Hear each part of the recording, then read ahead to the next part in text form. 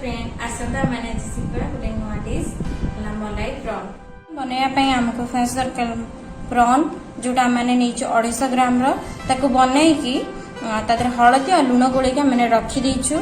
Second आमको दरकार coconut milk जोटा हूँ फाड़े कोकोनट गोटे फाड़े नड़िया को आम ग्राइंडिंग करके तार रस काढ़ी नहीं अदा रसुण पेस्ट लंका गुंड मीट मसला हलदी चीनी गरम मसला किछि तेल लुण गोटे बड़ पियाज को आम चप काटी देचे टमाटर भुसंग पत्र प्रॉन को भाजने आम कड़े किसी तेल लगा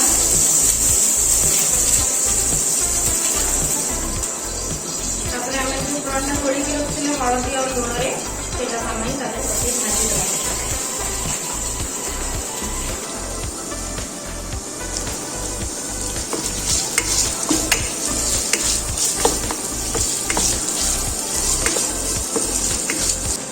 प्रॉन को आम 5-10 मिनट भाजीदेवा जमी तादेह आइंस पानी सब मरीज तापर आम गोटे अलग जगह काढ़ीदेवा एपरिका भाव में 5-10 मिनट भाजिला गोटे अलग जगह को आम काढ़ी नवा। एथरक आमर प्रॉन टी भाजी गोटे अलग डिश रे काढ़ी नवा से कड़े जो भाजी प्रॉन को 4-5 चमच तेल नहीं जा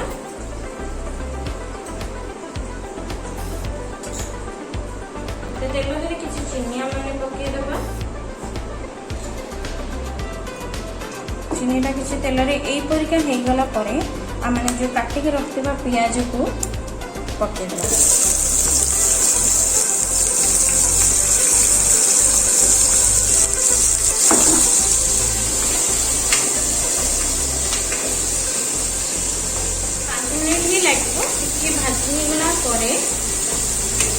लगे भाजी टमाटर ऐड करदबा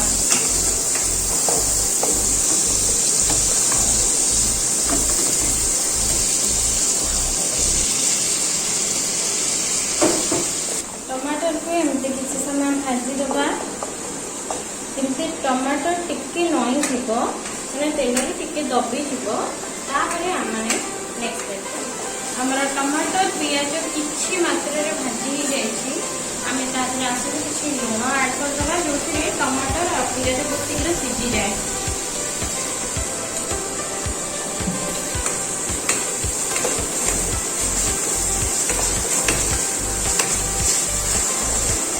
यही समय आम ऐड करदे किसी हलदी गुंड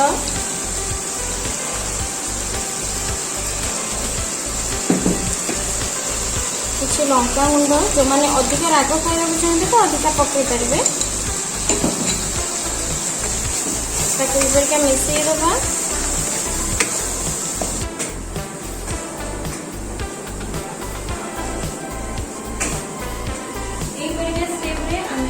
मिसईदबा अदा रसुण पेस्ट 4-5 चमच अदा रसुण पेस्ट ऐड करदबा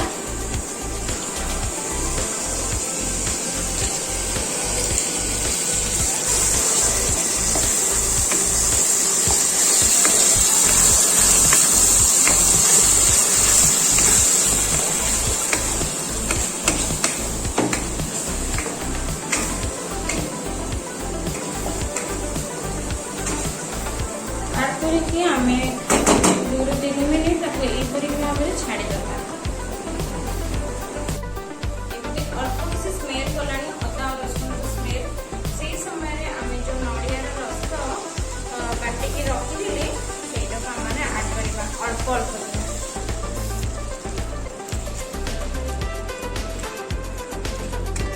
किसी ऐड करवा आ कि प्रॉन पकईला तार टेस्ट बहुत बढ़िया आसब बढ़िया स्मेल भी हम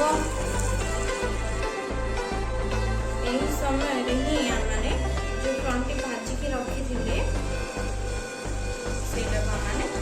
मसला पकईदे कहीं मसला बसगले प्रॉन टेस्ट आसब जहाँ जहाँ आम ऐड कर फ्लेवर बहुत बढ़िया आसब।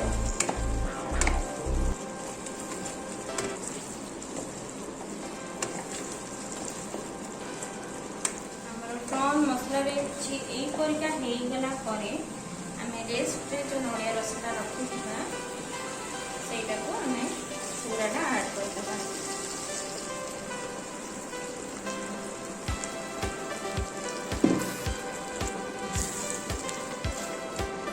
এই সময় आमने जो मीट मसला नहीं से गोटे स्पून पकईदेवा। ये समय जो गरम मसला आड भूषंग पत्र भी आड करदे।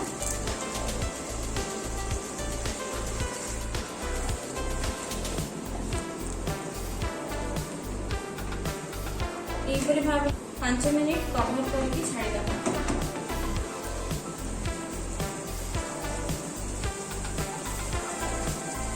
गैस को सिम करदेवा। देखा मलाई प्रॉन सुंदर हो जाए, बहुत बढ़िया कलर भी आसी जाए। मलाई प्रॉन पूरा रेडी गोटे जगह काढ़ी नवा।